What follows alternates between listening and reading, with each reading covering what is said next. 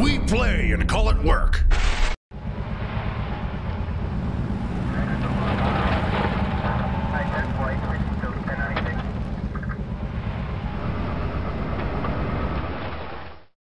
Hey there guys, welcome to this week's episode of Sit and Talk. I'm just going to be answering a bunch of questions you guys thought of from last week, which was on Matthew's episode.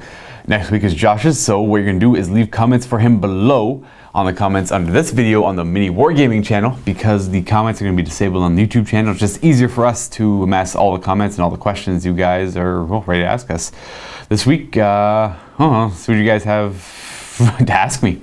I'm sitting in the forge because, well, it's a little bit colder than the rest of the office. The window's always open for whatever reason. I prefer that. I'm comfortable in my jacket. And I think I just generally like the forge more than anything else here, I'd say. I don't know. So it's a little cold. It's really early in the morning. It's like 8. No one's even here yet. Not even Rob. Rob usually shows up around 8. So I figured, wow, it's nice and quiet. Might as well get this done. I usually like doing this. This is my first week without Cullen as well, which kind of sucks. I did have a lot of fun doing with Cullen. I'm sure you guys enjoyed my sit and talks with Cullen. Now, well, probably be a few sit and talks without Cullen. I mean, next summer he'll be back. He'll be back, well, continuously as a student. So you'll see him on battle reports at least, but just probably no sit and talks. But might as well start. I don't know. You guys don't have too many questions for me this week, but I can definitely make them last. So I'll go into detail of some of these. We'll start with the first one. Who is my favorite coworker and why is it Josh? Now that is quite obviously by a weird individual, MWG Josh. I've seen this guy making comments on a few videos, a lot of sit and talks. Actually, no, I see this question a lot come up. Why is it Josh? I could do a whole like heartfelt response. I could do a whole, I don't know, just why I just love the big guy so much. I don't know, it's early. Where do I begin? Where do I begin? He's always there for you. Josh is whenever you need him. Early in the morning, late at night, you send him a text, ask him questions, send him an email. Always responds. Great guy. Good lead too. Like, you ever have any questions and need something to do? Or you're not too sure how something works? Josh is there to help you. So he's always reliable. Then again, same with Steve. If I ever need help, I can go right to Steve. Quirk, never go to Quirk for help. Sorry, Quirk. Quirk's always busy. Lee, always good to go to help for Lee. Any painting or kit bashing tips. Whenever I need to paint, I actually often go downstairs in the Lee hole and hang out with Lee. I've learned actually quite a bit now that I think about it. Chris is always so busy, and usually what I need help with, he always has a good tip. Usually with paint colors, actually. If I need help with paint colors, I'll go to Chris. If he's nearby. It depends on honestly, it depends on where I'm working. If I'm downstairs in the basement with Lee, I'll go to Lee. If I'm upstairs and Lee's not here, or I don't really want to bother Lee because he's already working on something, then I'll ask Chris. I'm not a very good painter myself, but I have learned a lot from those two individually. So I am very lucky to be able to work with both of those two. So you know what, screw you, Josh. I like Chris and Lee because they've helped me the most with my painting. And Matthew and Dave, well, they're the bosses, right? It's crazy how busy those guys are. Matthew's always running around the office, always, all the administrative stuff they do, right? So they really tackle a lot of that stuff. But no, I'll go with Chris and Lee on that one. They're the most useful. Most helpful? Both. So thank you for that comment. MWG Josh, I'm sorry I couldn't admit that it was you. I wanted to. I opened up with it, but then I started realizing how important everyone else is. I shouldn't say everyone else. That's mean. Next one. All right, we got Word Hunter at Luka. So you're a space marine strapped down in a drop pod, burning through the atmosphere, getting ready to purge your enemies, of course. Luckily, you're in the new sweet Mark 10 armor, which features a music player in the helmet. I don't know. I guess I don't really know much about Space Marines, but I'd like to imagine that they all have some sort of entertainment system in their helmet. Maybe they don't. Maybe they'd just be distracting. Okay, so Mark 10 armor, music system, you know, new generation, you know how it is, like music. So what song are you listening to in order to get psyched up? Oh man, Sugar by the Archies maybe. That's a good one. I can't remember what it's called. It was the Buttercup song. I'm not even gonna try and mimic that one. I can only really remember that one word. Ooh, that's a good one. I can't think of any inspirational music. Maybe I shouldn't have done the sit and talk in the morning. I'm just drawing blanks. No, I got this. But in all seriousness, what would I really like to listen to get me pumped up? Again, I said it before, my favorite band's probably System of a Down. A good pump up song for them would be, oh man, it's just their Shame cover. I love that song so much. That's just the first song that comes to my head. Whenever I hear the first keys, the first notes on that song, it's just so powerful. I just love it so much. And of course the original is pretty good too. But I just really like the System of a Down cover. I mean, they work together so nicely. Another inspirational song. Maybe I can think of one more for you guys. One that speaks to me. Science is pretty good. Again, I'm going back to System of a Down. It's just, I don't know, Pervenja. They all pump me up. Yes, I would probably go with System of a Down in all seriousnness. But then again, Sugar is pretty good too. It just makes me so happy every time I hear it. It's almost got the same effect as Shame. When it starts, I just get so happy. I just get so excited. Sugar, do do do do do do. Oh, honey, honey, do do do do do do. I think it's like You Are My Candy Girl after that. I can't remember. I had to listen to it to get it coming back in. Ooh, what's next? Kill Slim, Luka. If you had the power to update a single Games Workshop model of your choice, what would it be? And long live BDB. This guy knows. this guy obviously knows. Someone watches Baldur's Gate. I appreciate that. What old model would I update? What old model would I update? First one that comes to mind, go, Abaddon the Spoiler. Yes, pretty sure I want to go with that one. It's still got the old tiny model, kind of bleh. There hasn't really been any huge Black Legion releases recently, at least not in 8th edition. Death Guard kind of overshadowing the rest of Chaos. The old Abaddon model is kind of bleh. It's old. It was cool, maybe cool when it first came out. I don't even know. Maybe I'm just assuming a lot of you didn't even like it when it first came out. Now, something big, something epic, to the scale of all the rest of the characters that are coming out. The nice new Karn, the nice new Typhus that's been teased, the new Ahriman. Don't have a new Lucius yet. A new Abaddon. I don't predict a new Abaddon for a while though. If I had to guess. Other than Abaddon, ooh, maybe I can think of a couple others for you guys that I really like, that are really old. How about just a new line of Necron characters? Some of them are pretty cool. I mean, they're all pretty okay. I mean, I wouldn't say any of them are really bad. In fact, some of them might even be new. I don't even know. They haven't changed since I started playing, like, when I first got into 7th edition, so they're all probably 5th edition or older. But then, I mean, like, nothing wrong with 5th edition casts, right? I would like to see cool, new, epic poses on all my cool favorite characters. They're all pretty, they're all pretty tame now that I think about it. New Imhotech, a new Orkan, a new Illuminor. The old Illuminor's pretty cool. I like him. He's got like his little spider leg in the Eldar, the Dark Eldar's mouth. Like he's looking in there. That's actually one of my favorite models. The Illuminor Caesaras model. Then again, I just like Necron so much. What else? Other than the entire Necron character line, Abaddon the Despoiler. Don't really care about Space Marines all that much. I shouldn't say I don't care. That sounds mean and insensitive. I don't get as excited. Ooh, Orcs are always cool when they get new character kits. They're always so creative. Tyranids would be nice, new Tyranids. I don't know, we'll stick with Abaddon the Despoiler and Necrons because Typhus already has a new model coming out. Mortarians are really cool looking. The new Typhus is cool looking. I could go on about this one for a bit, but this is mostly just like rambling. Next one, Luka by Cursed. Now that you've had some time to move past the honeymoon period, are you really happy with Age of Sigmar? Or do you long for a next edition or more traditional fantasy? First part of the question. Whew. Age of Sigmar. And I noticed there's a lot of Age of Sigmar comments here from you guys. As if I'm the Age of Sigmar guy.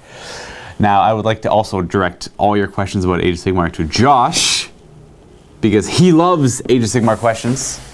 I will answer them to the best of my experience and knowledge, but just know that I don't know how many Age of Sigmar games I have. I'll say 20, maybe 30, not a whole lot. I got like over 100 fantasy 8th edition games alone, maybe even 150. Probably like 50 or 60 40K games now. Not even half that amount for Age of Sigmar. But I guess I've been doing a lot of Age of Sigmar recently, so I understand all the Age of Sigmar questions coming from you. Now, I don't mind Age of Sigmar, though for me it's a big, it's like a justice scale, right? It could be anything, like hate Age of Sigmar, love Age of Sigmar, and then have a couple games and oh, look at that. All of a sudden, I'm not a big fan anymore. And then, you know, it balances out again. Like right now, my current state of mind for Age of Sigmar, I just had a Stormcast Eternal game with Quirk. I don't know if it's out yet. Actually, it might not be out yet, so I'm not going to tell you the results of said game. But I had fun. That was the first time I played Stormcast Eternals in a long time. Actually, since Age of Sigmar first came out. That was a good game. So right now, I'm in a good state of mind with Age of Sigmar. I have a new army to play with a new book, so I'm going to be playing Stormcast Eternals for a bit, trying to figure them out, because Josh didn't drop them, but he's had more interest in Fire Slayers and the Beastclaw Raiders. And the fact that Stormcast Eternals actually have a book, whereas most of the Death I enjoy playing does not have a book, is big. Mostly I'm actually excited for maybe a Death Rattle book coming out in the future. I would love a Death Rattle book. Oh, Death Rattle would be awesome. Amazing. While I wait for this potential Death Rattle book, I only say I think the Death Rattle book's coming out because it wasn't in the General's Handbook, right? So you have Soulblight in there, Nighthaunt in there. I mean, technically Death Lords weren't in there, or Deadwalkers. But I mean, those aren't as big as Death Rattle. Death Rattle has a big line of models you can actually use for that army. So I'm expecting a Death Rattle book, because it's about time that Death got its book. Another book, other than the Flesh Eater Core, which was out before the General's Handbook, so it didn't really get anything cool. It was just formations. Now, formations are cool, but it didn't really have anything else other than that. No allegiance ability. Oh, now they do have their allegiance abilities, and they're released in the General's Handbook 2.0, which is fine. Actually, that did help the book out. I haven't played Flesh Eater Core since General's Handbook 2 came out. Even in fantasy, I didn't like ghouls, right? I never really cared about the ghouls, so the Flesh Eater Core don't really scream at me, or they don't really excite me. Like, I'd rather play Stormcast Eternals or Khorne. I tried Blades of Khorne out. You know what? I wasn't really feeling it. Maybe I'll go back one day. I just couldn't really figure it out. I'm just a big dumb. Couldn't get them work, or I didn't give them enough. Didn't give them enough chance. You know what it was? Now that I remember, it was I played the Blades of Khorne book I think 3 times, and there's just like a big backlog of Age of Sigmar games. It just wasn't needed to be played. And then by the time I was back at Age of Sigmar, I think the General's Handbook 2 came out, so I was already interested in playing Death and all that again. So Blades of Khorne got pushed to the back of my head. Kind of neglected it, forgot it. And then I played Death for a while. Played Nighthaunt like 6-7 games. I played Soulblight maybe 4 or 5 games. And then I just went back to generic Death to find out that like Soulblight, you know what? Soulblight turned out to be pretty good. But I mean, it's just like a tiny little focus in the General's Handbook. It's not much there. It gets old. Other than that, went back to generic Death, had a game with Nagash. That was fun. I really like playing him, but you can't play him every game. I love Death. So, got bored of Death again. That's when the scale tipped in the favor of not really liking Age of Sigmar. Then I didn't have to do a game for a while, because there was that long stretch of time where it was just like, you guys had, I think like six episodes in a row of me for Age of Sigmar. Maybe not in a row, but it was like, say there was like 4 weeks of Age of Sigmar. It was like Luka, Josh? Luka. So I mean, I can understand that gets exhausting too, because I'm only ever really playing Death. No, so I played that, and then I went back last week to play a game with Pork after not playing Age of Sigmar for a couple weeks. I've been thinking about playing Stormcast Eternals for a while. So, opened up the Stormcast Eternal book, spent the morning learning them, a couple formations. I had a lot of fun. I didn't do the best possible thing with them, but it was pretty fun. Well, to my surprise, the Nighthaunt ability derives a lot from the Stormcast Eternal ability. So I thought the Nighthaunt ability was really cool and unique, where if you have a Cannon Wraith or a Tomb Banshee on the field, then you can put things into the underworld, essentially, instead of the high heavens, or I can't remember what the Stormcaster, the heavens for the Stormcast Eternals, and they roll a d6 on a 3-up. They come anywhere you want on the battlefield, as long as you have that hero on the table to begin with. and 9 inches away from the enemy. So I thought it was like a cool and entire army-wide deep strike, and there's spooky ghosts who can't be rended, and they can really stand on objectives very well. Like a big unit of spirit hosts on an objective will probably not go anywhere. They just dish out mortal wounds. I really like the fact they dish out mortal wounds. I really enjoy Morn Ghouls and spirit hosts. I really like Night Haunt then. Anyways, I can't remember what I was saying. Well, that's my train of thought. Was I talking Night Haunt, and then I was going to go on about Stormcast Eternals. Similar abilities. So I played Stormcast Eternals, and I found out, well, obviously the Stormcast Eternal book came out before the Night Haunt stuff. So Games Workshop just gave Night Haunt the same ability as Stormcast Eternals. So I figured, I thought it was a cool ability. Might as well play Stormcast Eternals. And there's a lot more options in the Stormcast Eternal book than there is Night Haunt, to say the least. And the Stormcast models are really cool, and no one else is really playing them. And I feel like somebody should be playing the Stormcast Eternals, so I made that jump. I'll play more games with them, see how I like them. I think that's I kind of rambled on for that first question. All right, that was the first part of the first question. It wasn't really even part of the question. I kind of went on about Age of Sigmar for a while. So you know what? You don't have to hear that spiel every time an Age of Sigmar question comes up, at least. Am I really happy with Age of Sigmar? So I answered that again. It's back and forth. Do you long for a next edition or more traditional fantasy? Yes, 100%. Now, again, I like Age of Sigmar, I don't like Age of Sigmar. Depends on my mood during the week. I would love a new edition. It's only been out for a year and a half? I don't know. A good while, at least now. Yeah, sure, a year and a half maybe. I think I'm right. Pretty sure I'm right. Could be terribly wrong. I would love a new edition. So the General's Handbook 2, I don't want to look at it as, it's like, we'll say this is like Age of Sigmar 1.0, right? We'll say General's Handbook 2 is like Age of Sigmar 1.1, right? It's the next rendition. It's just like an update to the first edition of Age of Sigmar. I would love to see what they would like to do with the game in 2.0, because General's Handbook 2 just changed points, right? It didn't, like, it added a couple of rules of 1, I believe, more scenarios, adjusted points on armies, and gave, of course, the allegiance abilities. Think of it as like a video game. It's just like an update to the, it's like a minor, I don't want to say a minor, like not a major update to a video game, but not a whole addition's worth of change, right? I would love new rules, different ways to play the game. I mean, there's different ways to play the game now, but sorry, had to sneeze. Absolutely rude, I know. I would love a new edition of Age of Sigmar. Now, I kind of toy with the idea as well. When the question here, Curse, mentions for a long next edition or more traditional fantasy. Now, when you say traditional fantasy, do you mean like Games Workshop going back to fantasy? Or maybe they take Age of Sigmar in the direction of fantasy, you know? Like, I don't know. I talked about this a few times with the guys in the office, and they agreed they could easily be done, and they would be interested in playing it. Or they simply release square trays or circles cut into them, and you can just plop your Age of Sigmar models into these trays, and then they release a regimental warfare version of Age of Sigmar, maybe like Age of Sigmar 2.0, where you can do like a skirmish variant, or the regimental warfare variant, where it's a larger scale game, and it's got different rules, essentially, like Age of Sigmar kind of like branches off into 2 different things. I highly doubt they'll do that, but I would like that a lot. I guess I just really like regimental warfare. I look into all the other games that do it as well. So obviously Kings of War, or I like Hail Caesar is really cool by Warlord Games. What was the other one I was looking at?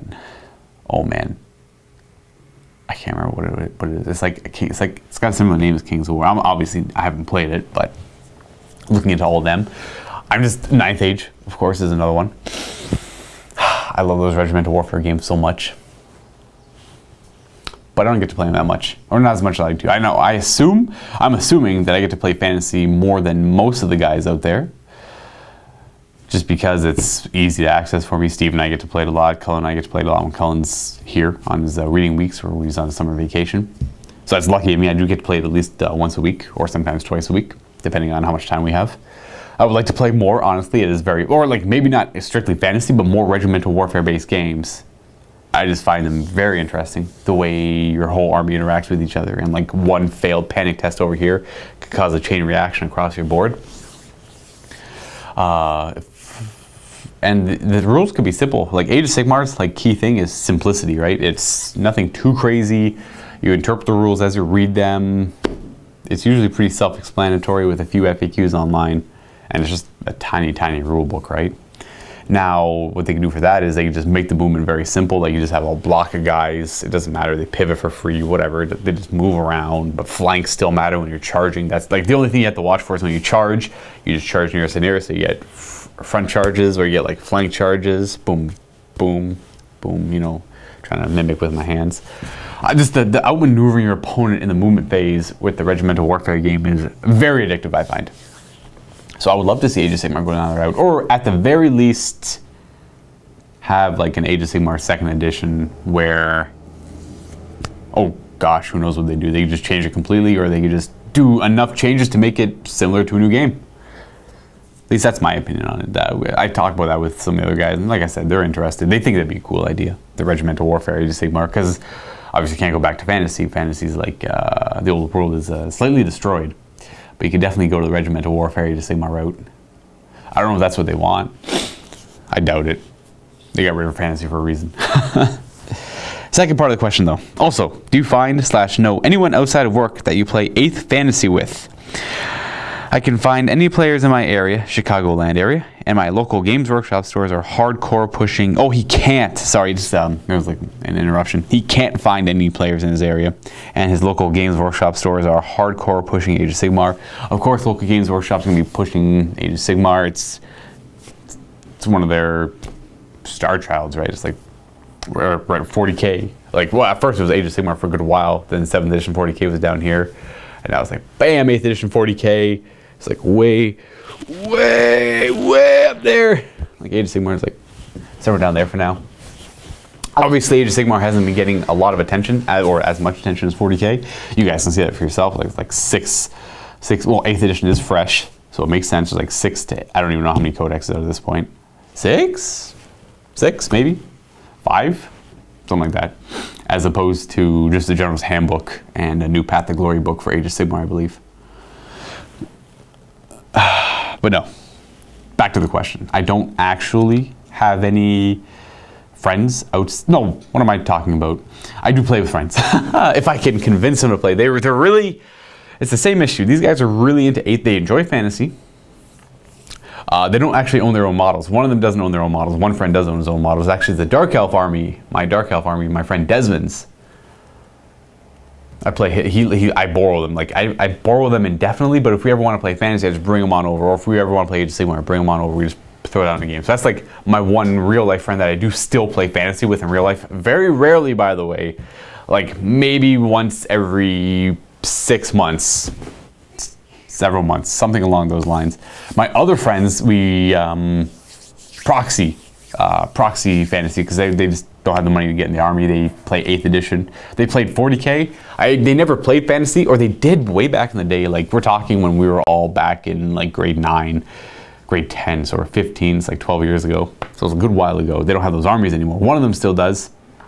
Jason, you've actually seen him on the channel a few times. A friend who used to play fantasy back in the day. He only plays Age of Sigmar now. Like I've tried to convince him to play fantasy a few times with his Skaven, which he mostly played. But he plays strictly Age of Sigmar now, and obviously 8th edition 40K, so I can't get him to play fantasy anymore. But no, I have the one Desmond, and I'd say 3 other guys that I have played fantasy through proxy, which is still fun. I got them. It's still fantasy's fantasy. Doesn't really, the models add to it, but it's just like the gameplay more or less. So yeah, I do get to play outside of work very rarely now because 8th edition 40K is out, and that's all they really want to do. And I don't mind. I like 8th edition 40K, so if they ever want to play a game, like, hey Luka, come play a game of 40K. All right, no problem, after work. So I play 40K all day at work, and when it first came out, that's when it was at its worst. So I played 40K all day at work, and then I would go and play 40K until the evening, right after work. So that got maybe a little taxing. A lot of Necron games. That's why you're not seeing a lot of Necrons on the channel, just because I kind of burnt myself out of that. That's pretty much it, though. Yeah, Age of Sigmar being pushed in the Games Workshops. You'll probably never see. Well, I could be wrong. I'd be very surprised to see a Games Workshop playing fantasy. I'm sure people are allowed to play fantasy in the Games Workshop, but then, you know, the reps might come up and push Age of Sigmar, right? Now, what I like to do, which Josh likes to do as well in our Age of Sigmar games, is when we're playing, sometimes I forget, but anyone who's maybe new to the hobby or they found us through Age of Sigmar, because, well, Age of Sigmar was so easy to get into. I try and tell them, you know, you guys play this Age of Sigmar game, you can easily play this other game Games Workshop made called Fantasy, and all you have to do, well, it's a lot of work if you already have the circular bases. But you can buy, like I said, the big square bases that have the circles cut out. Maybe you can convince your friends to download the Fantasy rulebook. Doesn't matter what edition, they're all relevant now. And you just throw down, because you know what, I feel like if you have the patience to read the rulebook and give the game a try, maybe not 8th edition, maybe 6th edition, I don't know. It's just very simple, nothing crazy. The magic phase doesn't just win you the game one turn in 6th edition. If you don't know what you're doing in 8th edition, your opponent does, it could usually just be over in one turn or two with how magic works. But you can have a lot of fun playing Fantasy, at least that's my opinion. You don't have to do that, but that's my suggestion. Next, I'll answer one more question before I jump into the vault game. And this one is by Maylin. Luka, I've wanted to play Necrons for a long time now, and with the new edition, I figure now is as good a time as any to start, even if we'll be waiting a bit for the codex. Any advice for a budding Necron file? Any advice? Well, right now, and I've talked to a lot of guys about this, about tactics for Necrons, guys at the office. They're in a, I don't know, I want to say power level right now. Obviously, Imp Guard is like, do I do the thing where I go off the camera again with the like the unlimited power scaling? Definitely not unlimited. They're like right at the top. Bam. Right there. Imp Guard. And then under that, you got like the other codexes. So like Admech are pretty good if they're played pretty tough. Obviously, Space Marines are really good if you throw in Robote. Chaos has a lot of potential to do a lot of weird things, especially with Forge World stuff. And of course, again, they're all weird with Forge World stuff. But again, they're like, and you see the codexes are way up here, then the indexes are, you know, they're getting pushed further and further down. I really liked how when 8th edition first came out, all the indexes, they were just like, bam, orcs, and then like Tyranids, and then, like Eldar is going, then Dark Eldar is going up, the Necrons are somewhere in between there, and all of a sudden, like, bam, index, like Imperium 1 and 2. And this isn't long, and this is like maybe like 2 weeks, 3 weeks into 8th edition being like kind of widespread release, and all of a sudden people found the Imperium 1 and 2 books, and they just went haywire. And then ever since then, Imperium's been way up there. So for Necrons, what I want to get into here is that they're not the strongest army, right? They can do really good, especially if you want to do an Alpha Strike list that could, it's like it makes or breaks the game, right? You do the Alpha Strike list, it either works, you either get enough out of it and they don't have enough in return, or it doesn't work, which has happened to me a good number of games. It looks like it's working, but it really isn't. And you kind of throw away your Alpha Strike. You lose momentum right after that first turn. Like, you hit them, you feel like you hit them hard, but they hit you even harder back the way it is now, especially with warriors. A squad of 20 warriors can just get destroyed easily. Either that or you're burning through your command points, auto-passing morale. So like turn 1, you Alpha Strike in, they hammer your warriors down, or whatever you're Alpha Striking with. They get it down to like 1 or 2 men left, if you're lucky. And then you spend the 2 command points to make them auto-pass. Your next turn, you reanimate, bam.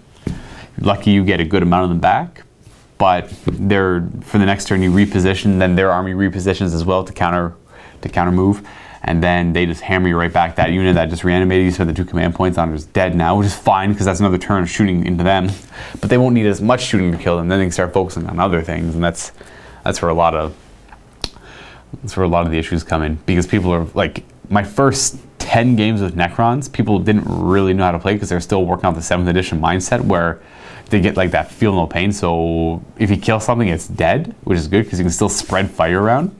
But this edition, not just with Necrons, with everything, because everything's got these weird capabilities. Like even one model can be super annoying. It's just focus fire. Target squad, squad's dead, good.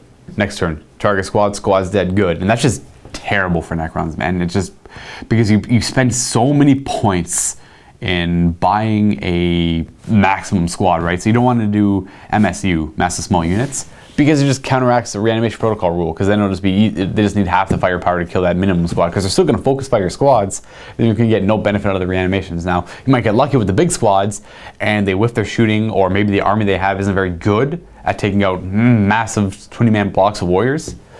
So it's still always good to go with the big blocks of warriors. Usually, again, going back to the question, any advice? All right, depends on who your play group is. I would suggest, like, obviously the Necron starter box is good.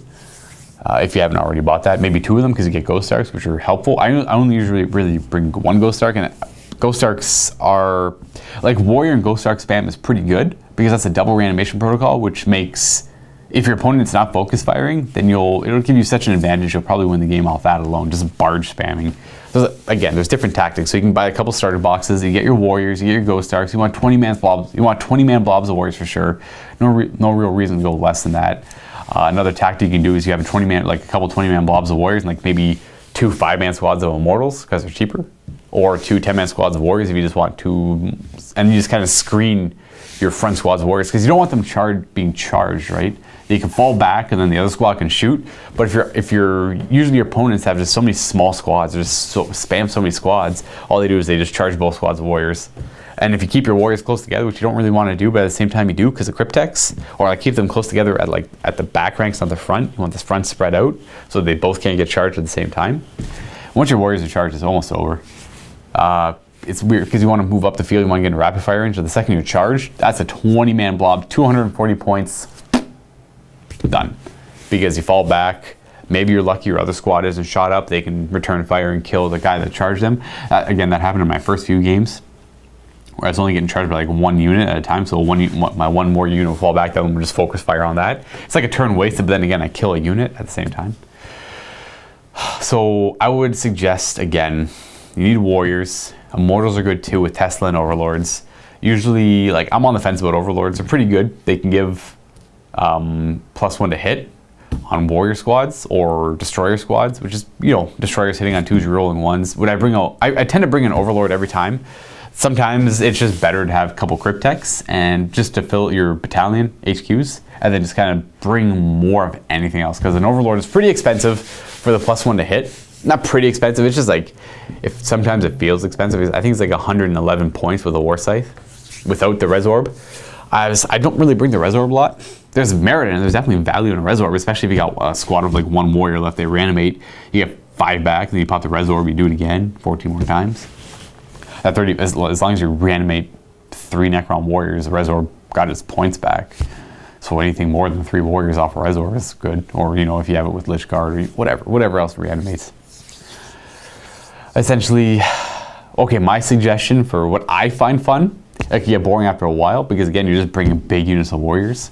So you want a couple Cryptex, an Overlord, maybe a Command Barge, and Immortals are fun. I'd say a 10-man squad of Immortals, probably Tesla for the most part, because if you want the Gauss Blast, Gauss Blasters are better against Marines or like Eldar, anything with a 3-up save.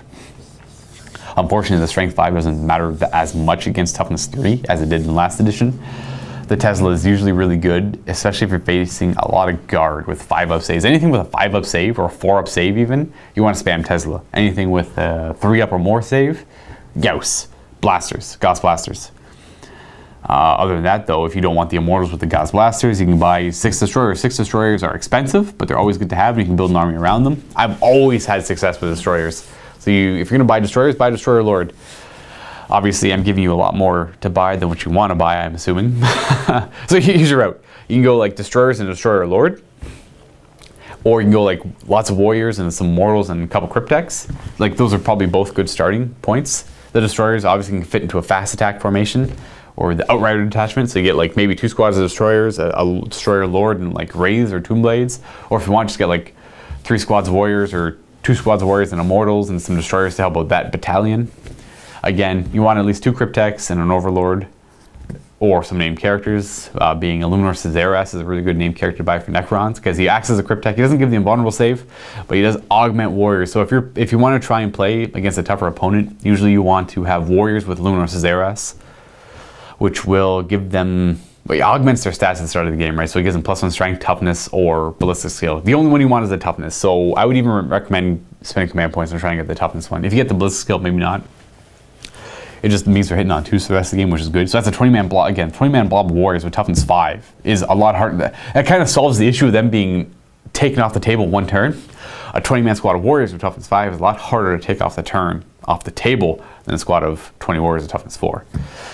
That's what I would suggest if you want to get into that. You want to try and do warriors with Ghost Arcs, warriors with Illuminar Cazaras, so if you can't get Cazaras, then just Cryptex, warrior spam. Or if you want to go down like the Alpha Strike list, you get a Monolith or a, wow, I can't remember, a Night Scythe, the Transport Croissant Flyer.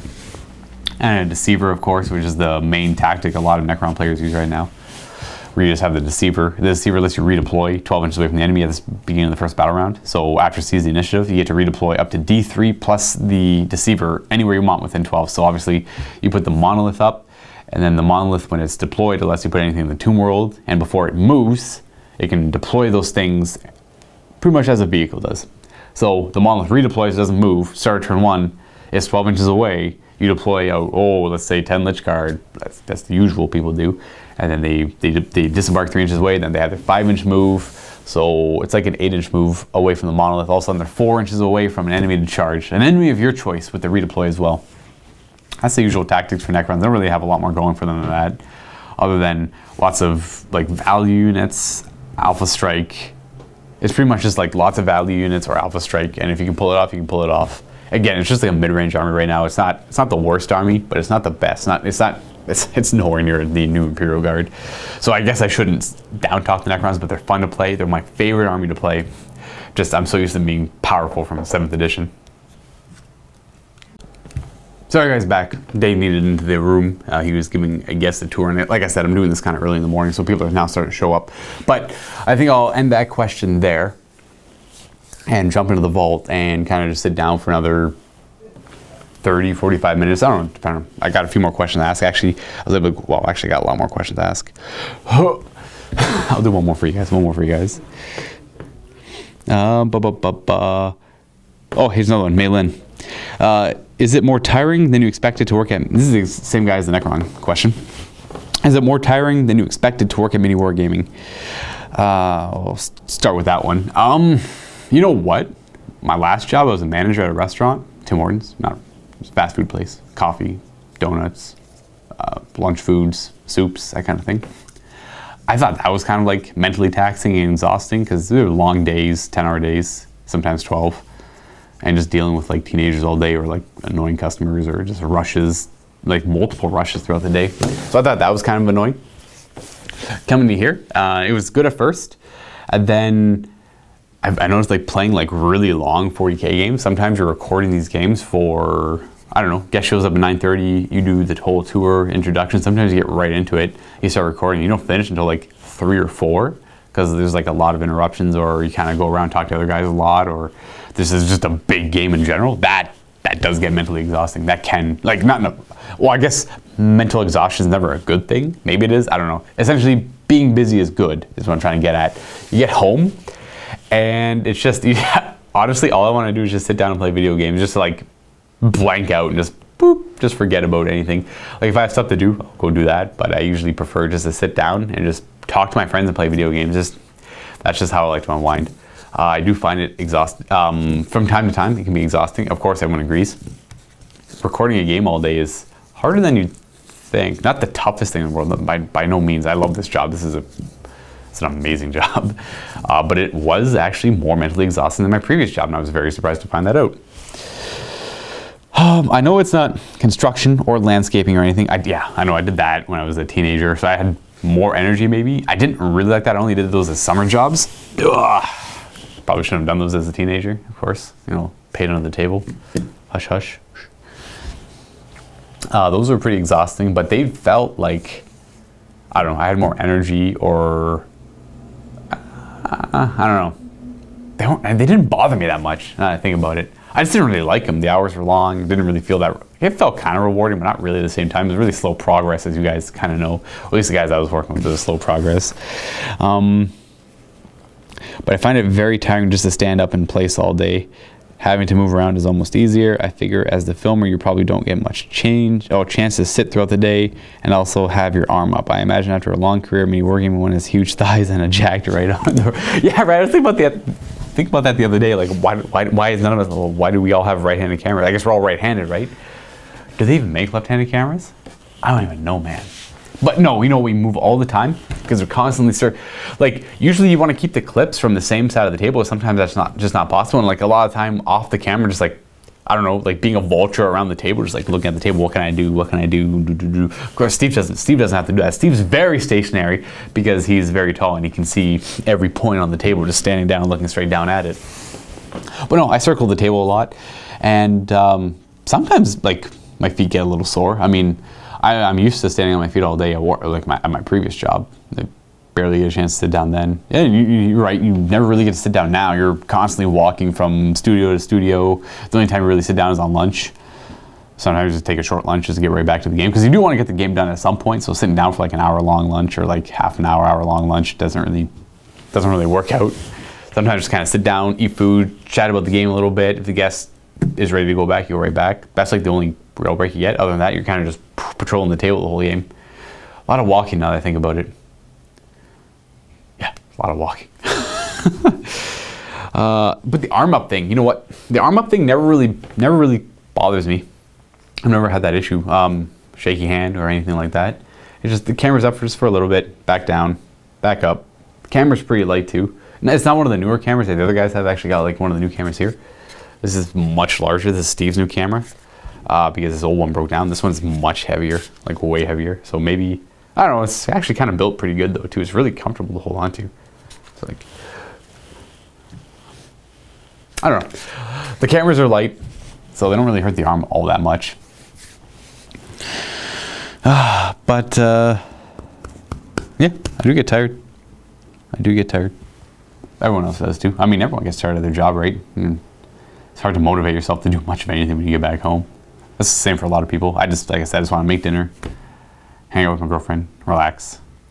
That's pretty much it. Anyways, I'm gonna go jump into the vault now and just continue answering all these questions I have lined up for me. Like I said, I got a good lot more left. So if you're not a vault member and you want to check out the second part of this video, click on the link below, sign yourself up for a 7-day free trial, get access to all the other sit and talks out there, and well, all the rest of the content we have. We got Age of Sigmar, we got fantasy, we got painted tutorials, we got narrative campaigns, we got 40K, a lot of 40K, all the book reviews for all the new stuff coming out for 40K, which is a big hook. That's what got me, guys. The 7th edition Necron Codex review 2 years ago. This is almost 2 years ago. 2 years ago. Anyways, guys, hope you liked it. Check out the next part in the vault, and happy wargaming.